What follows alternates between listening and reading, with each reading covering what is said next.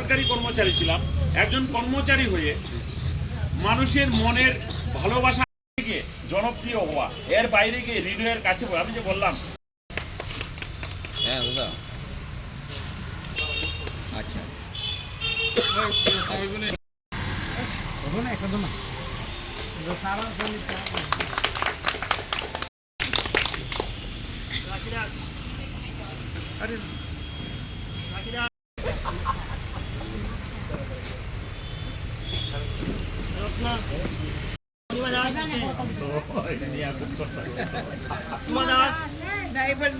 নতুন বছরের নতুন রেজলিউশন একদম আমি এখন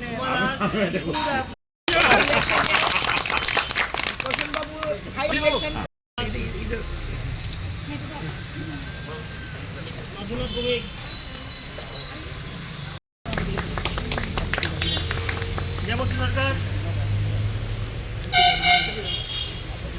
এবং হেলমেট ছাড়া বাইক চালানো আমি নিজে ফিল করেছি।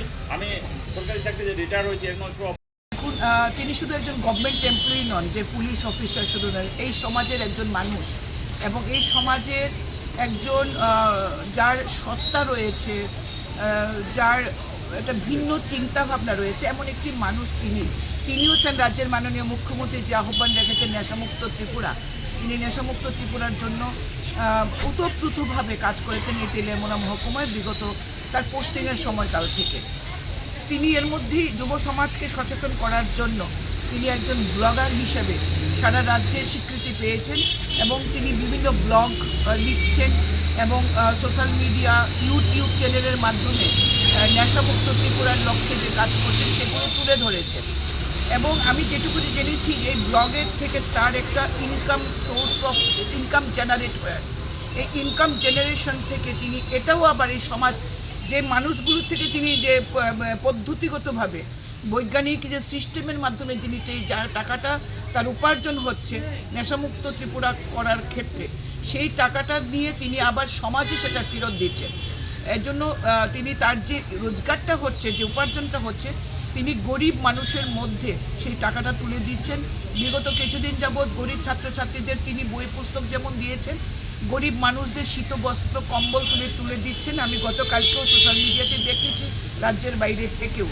আজকে সকালবেলা আমি যখন যাচ্ছিলাম তেলিয়ামুড়ার দিকে প্রচুর মহিলার ভিড়, তারপর জানলাম যে তিনি মিউনিসিপ্যালিটির ডোর টু ডোর যে গার্বেজ কালেকশন করেন, সেই গার্বেজ কালেকশন যারা কষ্ট করে করেন তাদেরকে শীত থেকে রক্ষা করার জন্য শীতবস্ত্র কম্বল আজকে এসডিপিও সাহেবের অফিস কমপ্লেক্সে তাদেরকে দিয়েছেন, তাদেরকে প্রাতরাশ করিয়েছেন, তাদের শুভেচ্ছা আশীর্বাদ তিনি গ্রহণ করেছেন। এটা বিশাল উদ্যোগ, মহান উদ্যোগ, আমি স্বাগত জানাই।